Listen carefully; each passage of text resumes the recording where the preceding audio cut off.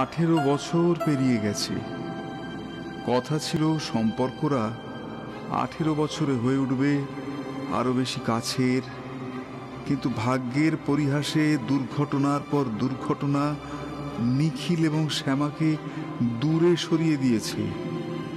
18 বছরে বদলে গেছে সমস্ত সম্পর্কের হিসেব নিকেশ, বদলে গেছে পরস্পরের প্রতি বিশ্বাস, ভালোবাসা, মূল্যবোধ, দায়বদ্ধতা, বদলে গেছে মানুষের অনুভূতির বহিঃপ্রকাশ।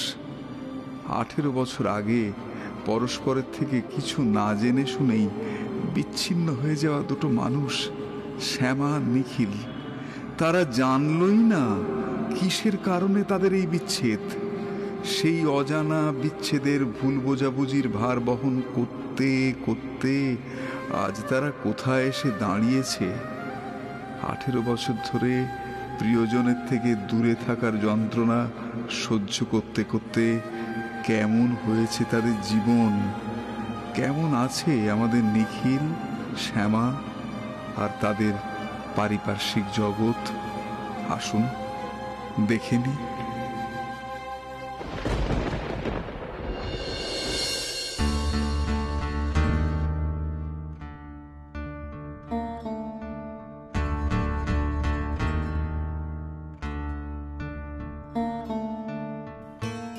বড় বৌমা, ও বড় বৌমা, বড় বৌমা, এই দেখো সাড়া দেয় না। আর পাল্টালো না গো, হ্যাঁ সেই নির্বিড়েই রয়ে গেল। কোথায় বসে আছে দেখো, এতবার ডাকছি, কি করছে কে জানে ঝিমিয়ে ঝিমিয়ে। এদের তো মনে হচ্ছে আমার চেয়ে বয়স বেড়ে গেল। ও বড় বৌমা, বলি 14 বার না ডাকলে বুঝি সাড়া পাওয়া যায় না? হ্যাঁ মা, হাতটা একটু আটকা ছিল, আমাকে ডাকছিলে? বলি আর কাকে ডাকছিলাম? বড় বৌমা বলে কি আমি তোমাদের বাবাকে ডাকি? তুমি কি একটুও পাল্টাবে না? হ্যাঁ, তুমি কবে একটু চটপটে হবে বলো তো? হ্যাঁ হ্যাঁ, কবে একটু চটপটে হবে? কি যেন বলছিলাম দেখো, ও বলছিলাম যে বাচ্চাদের জামা কাপড় টাপড়গুলো সব গুছিয়ে টুছিয়ে রেখেছো তো? বেনারসে কিন্তু এখন বেশ ঠান্ডা পড়ে যাবে, বলি গরম জামা কাপড় বেশি করে গুছিয়ে টুছিয়ে নিও। হ্যাঁ হ্যাঁ মা, গরম জামা সব গুছিয়ে নিয়েছি, তুমি চিন্তা করো না, আমি কালকের জন্য কিচ্ছু ফেলে রাখিনি। রেখো না বড় বৌমা, কালকের জন্য কিচ্ছুটি ফেলে রেখো না। কাল কবে কে দেখেছে। বলছে যে বড় বৌমা, বড় খোকাকে কিন্তু দেখতে পাইনি। যাকে বাদ দাও, ওকে কিন্তু বলে রেখো যে ওর জামা কাপড়, কাগজপত্র, খুঁটি নাটি যা যা লাগে সমস্ত যেন গুছিয়ে রাখে। হ্যাঁ, আর বাকি সবাইকেও বলে দিও যা যা দরকারি জিনিসপত্র আজকেই যেন গুছিয়ে রাখে। তারপর বলবে এই নেই সেই নেই, মা এটা চাই সেটা চাই, এক্ষুনি এনে দাও। এখন এই বয়সে কি আর আমি পারবো বলো তো বড় বৌমা? বলি 1 কাপ চাও কি খাওয়াতে নেই শাশুড়িকে? হ্যাঁ মা, এক্ষুনি নিয়ে আসছি। তার না না, এভাবে প্রোডাকশন হয় না, কোম্পানি এভাবে ফাংশন করে না। আচ্ছা, আমি তোমাদেরকে বলেছিলাম না আমার সাথে আলোচনা না করে কোনো রকম সিদ্ধান্ত নেবে না? আমার পারমিশন না নিয়ে এরকম একটা সিদ্ধান্ত তোমাদেরকে কে নিতে বললো? তোমরা কেন বুঝতে পারছো না? আমরা এই সুস্বাদু কোম্পানিটাকে নতুন করে ফিরিয়ে আনতে চাইছি। এরকম একটা ক্রুশিয়াল মোমেন্টে তোমাদেরকে এরকম একটা সিদ্ধান্ত কে নিতে বললো? কে? আমি বলেছি অরুণদা।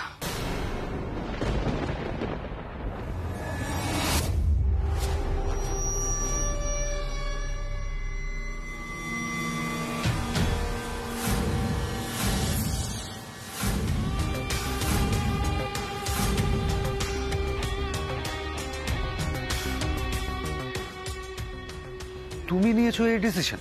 হ্যাঁ অরুণদা, বলতে পারো আমিই নিয়েছি কোম্পানির স্বার্থে, বাট নিখিলকে জিজ্ঞেস করেই নিয়েছি।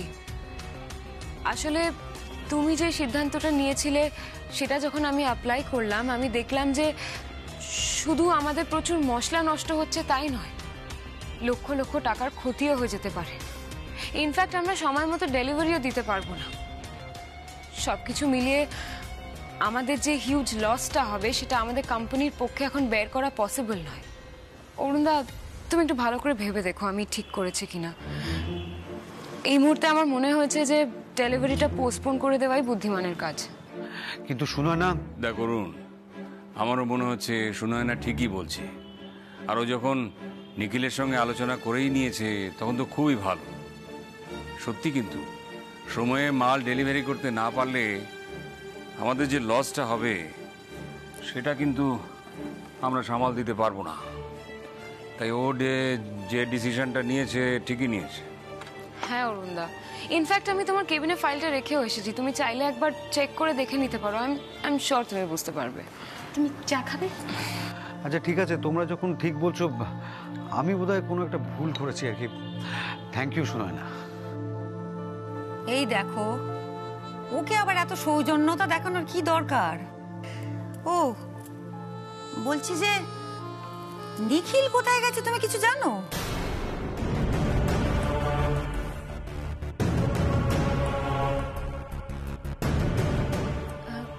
নিখিল বাড়িতে নেই? দেখেছো, বাড়িতে নেই বলেই তো তোমাকে বলছি নাকি। সকালবেলায় উঠেই কোথায় চলে গেল, কিছু বলে টলেও যায় না, বাড়ি ফির। আচ্ছা দেখলে তো, কত কষ্ট করে রাজি করালাম যে বেনারস যাবে, এখন সময় মতো যদি বাড়ি না ফেরে, জানি না বাপু আদৌ যাবে কি না। আজকে এতগুলো মিটিং আছে, নিখিল কাউকে না বলে কোথায় চলে গেল?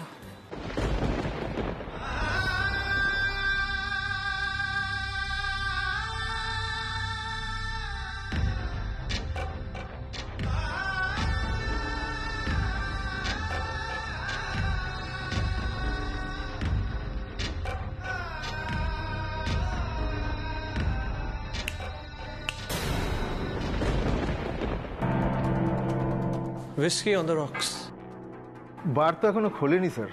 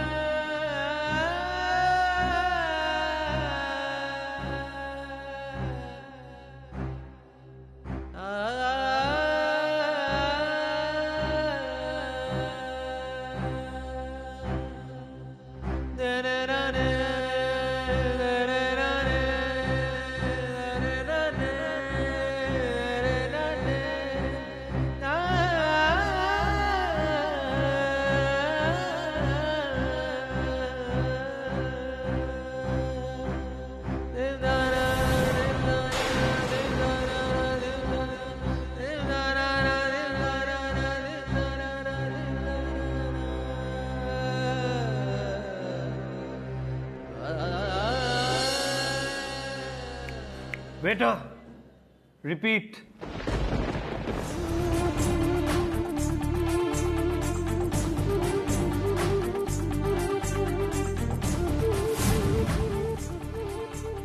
শ্যামা নিজে হাতে লিখেছে, শি ইজ প্রেগনেন্ট।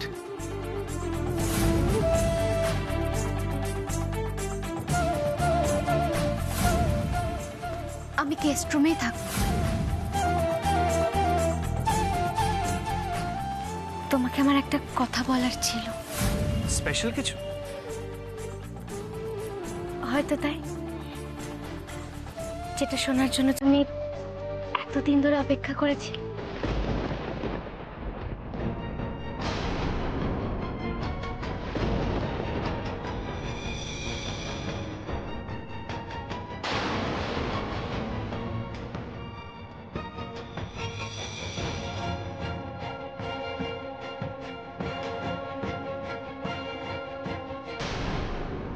তুমি আবার এখানেও শোনা না?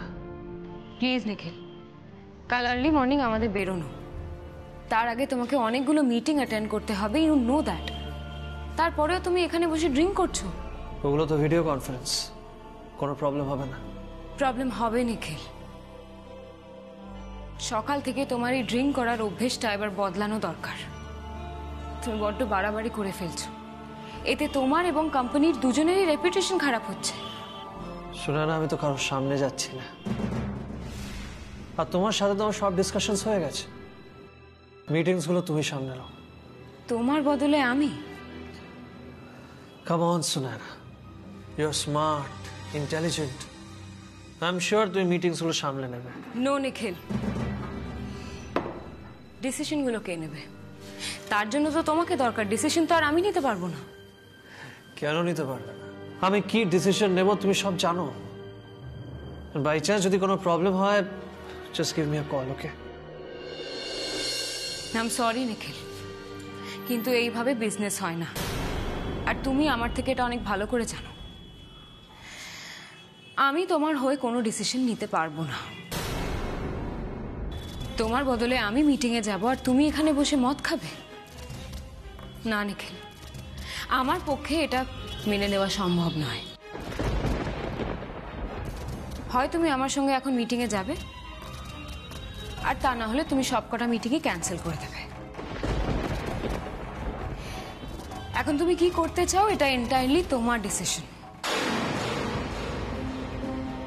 Disgusting. Disgusting, Sunana. Just disgusting.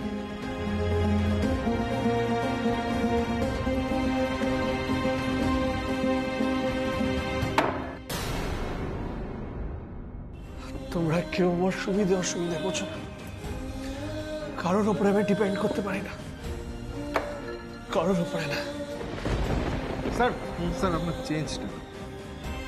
Keep the change.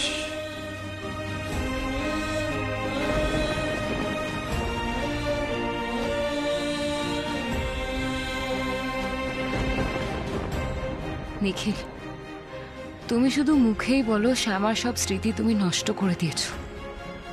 আসলে শ্যামার স্মৃতি তোমাকে নষ্ট করছে। যে শ্যামা হয়তো এখন আর বেঁচেই নেই, তোমার চরম ঘৃণা তাকে এখনো বাঁচিয়ে রেখেছে, আমাদের মধ্যে দেওয়াল তৈরি করছে।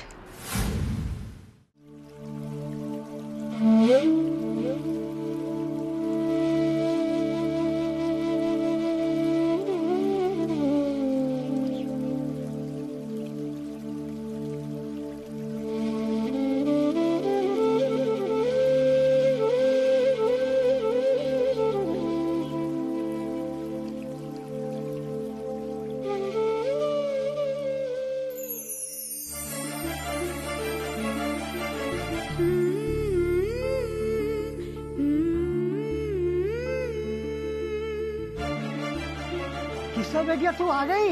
आज पुलाव करेছি, একটু বেশি করে নিয়ে যা।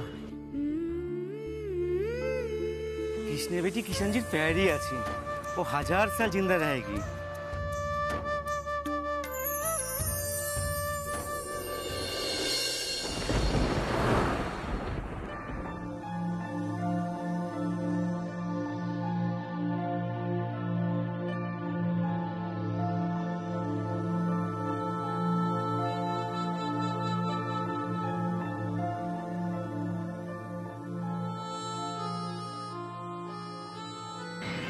তোমার এই সকাল থেকে ড্রিঙ্ক করার ব্যাড হ্যাবিটটা তুমি ছাড়তে পারো না নিখিল।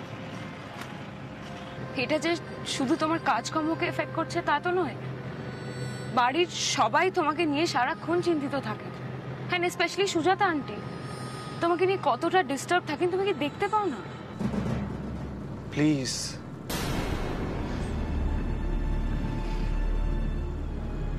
আচ্ছা সুনায়না, তুমি তো মাকে ভালোভাবে ট্যাকল করতে পারো। কালকে তোমরা যে বানারস যাচ্ছ, মানে আমার যাওয়াটা কোনোভাবে ক্যান্সেল করতে পারো না? মানেটা কি নিখিল? এখন লাস্ট মোমেন্টে এসে তুমি সব ক্যান্সেল করে দেবে? ওখানে গিয়ে আমি কি করব? যে দাদামশাইয়ের কাছে মা আমাকে নিয়ে যেতে চাইছে, সে দাদামশাই তো আর বেঁচে নেই, শুধু ওনার আশ্রম আছে। দেখো তোমরা ওখানে গিয়ে এনজয় করতে চাইছো, প্লিজ গো এনজয় ইয়োরসেলভস, বাট আমাকে নিয়ে যাচ্ছ কেন? তুমি ভালোভাবেই জানো যে ওখানে গিয়ে আমি এক ফোঁটাও এনজয় করবো না। না, আমি জানি না। তুমি ওখানে না গিয়ে আগে থেকেই ধরে নিচ্ছ যে তুমি এনজয় করবে না। এতদিন পর সবাই মিলে। That's the problem. এতদিন পর সবাই মিলে এতক্ষণ ধরে মানে পুরো ব্যাপারটা আমি কিভাবে ট্যাকল করব? আবার বাবা আর বড়দা ভাইয়ের সাথে কোনো বিষয় নিয়ে মন কষাকষি হয়ে যাবে, অশান্তি হবে।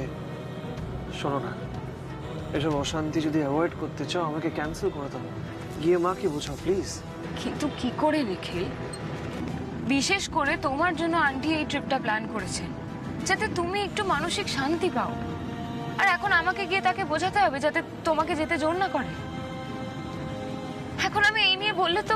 ঠিক আছে সোনানা, তোমাকে বলতে হবে না।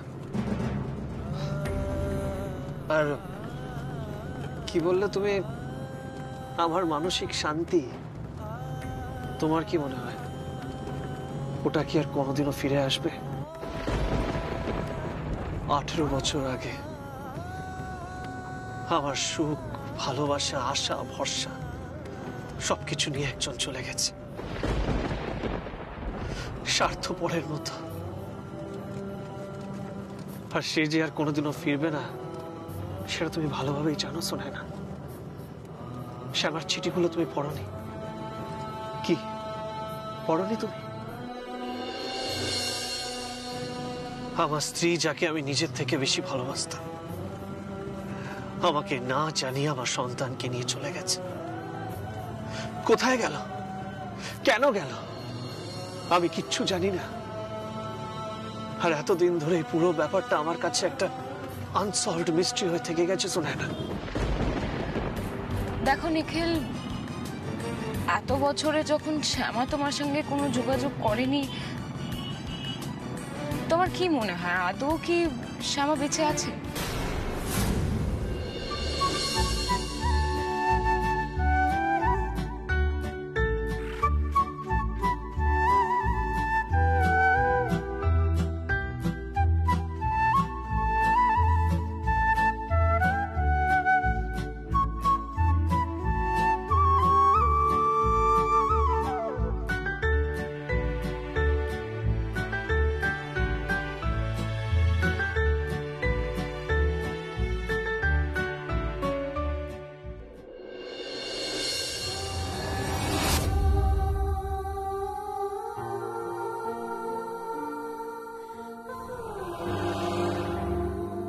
মা,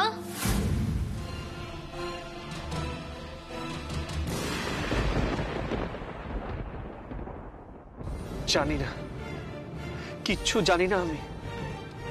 এই মিস্ট্রিটা সলভ হলে হয়তো আমি একটু শান্তি পেতাম, কিন্তু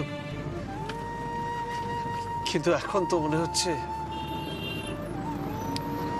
আমৃত্যু আমাকে এই যন্ত্রণাটা সহ্য করতে হবে।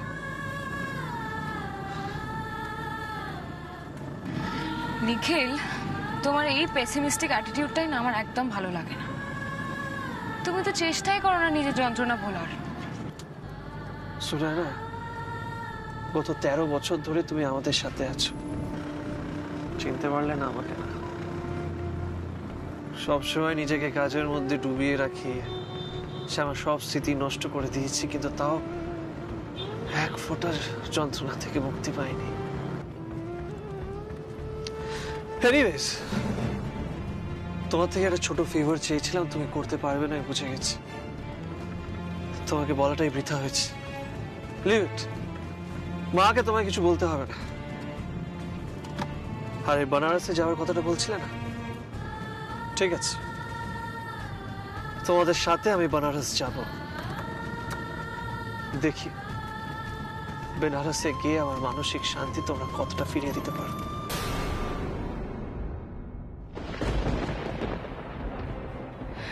তুমি বাড়ির সকলের সঙ্গে বেনারস না গেলেই হয়তো আমার ভালো হতো।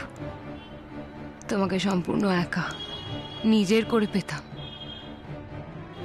দেখি বেনারসে তোমার মনে জায়গা করে নিতে পারি কিনা।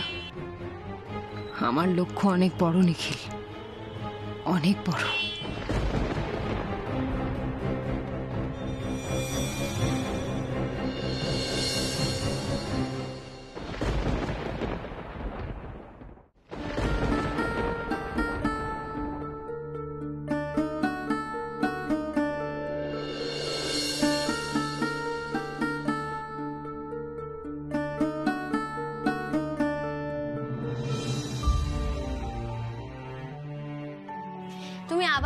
অন্ধকার করে দাঁড়িয়ে আছো? পর্দাটাও সরাওনি। তোমার মনে নেই গুরুজি কি বলেন? सूर्य की किरण में भी किशन जी बसते हैं। তাকে যদি আসতেই না দাও তাহলে তো আমাদের জীবনের অন্ধকার জীবনেও কাটবে না।